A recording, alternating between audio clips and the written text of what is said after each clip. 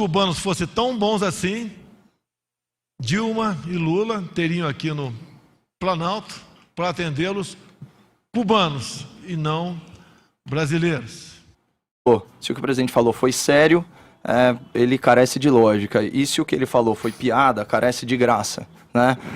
Sobre as segundas intenções do Mais Médicos, né, o programa anterior, em supostamente formar aí uma guerrilha moderna a partir de agentes do governo cubano, não parece uma tese muito verossímil, né? Ainda que houvesse de fato, e houve, agentes infiltrados do regime castrista, até para manter a ordem, né, e evitar deserções de cidadãos cubanos, né, pedindo asilo aqui no Brasil. Agora, talvez o presidente tenha tido acesso a informações de inteligência que não foram submetidas à imprensa. E, nesse caso, seria de interesse público que ele os compartilhasse conosco. Então, assim, há uma conspiração comunista, então vamos expô-la, mas só se ela existir de fato. Agora, falando em segundas intenções, essa sim, a Folha de São Paulo, ela denunciou, aliás, em excelente matéria que nós elogiamos aqui no Morning Show, trocas de mensagens entre as embaixadas brasileira e cubana nos idos de 2012 e 2013, arquitetando o programa Mais Médicos. O pretexto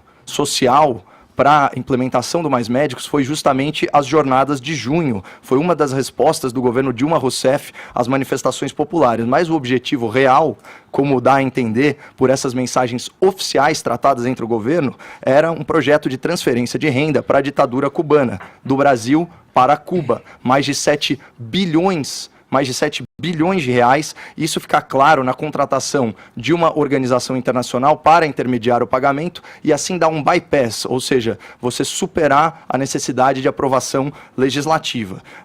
Em Cuba, as pessoas, elas são produtos de exportação. E o Mais Médicos era uma flagrante violação aos direitos humanos e aos direitos trabalhistas, tão caros, supostamente, à esquerda brasileira. No caso dos direitos humanos, você tinha aquela situação em que a pessoa, o médico, ele poderia vir ao país, mas não com a sua família, que ficava praticamente num cárcere estatal lá na ilha castrista. E no caso dos direitos trabalhistas, mais de 70% da remuneração era repassada ao governo cubano, portanto não ficava com o trabalhador. Olha só essa forma de expropriação. Mas eu queria destacar, falar de coisa boa, do programa em si, do Médicos pelo Brasil.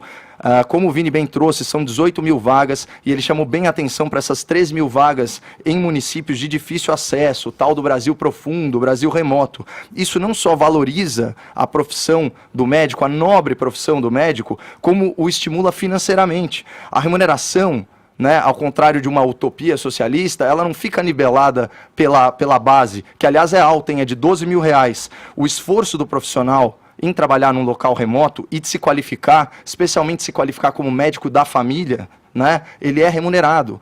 A remuneração pode chegar a quase 31 mil reais. A gente está falando de 2 mil reais, mais ou menos 2, 3 mil reais, abaixo do teto do executivo. Então, você tem incentivo financeiro, você tem a bonificação pelo esforço e avaliação de desempenho. O que é isso? Isso é meritocracia. É trazer para o setor público a lógica do setor privado. E é muito importante pontuar aqui, que é uma acusação constante aí ao governo. Esse não é um programa xenófobo, porque ele admite sim o médico estrangeiro, desde que ele seja aprovado pelo Revalida. E, conforme veiculado ontem aqui na Jovem Pan, no programa 3 em 1, 70% dos médicos cubanos, certo, que se dispuseram aí a prestar o exame, foram reprovados, 7 em 10. Você imagina a qualificação dos médicos que não prestaram o exame.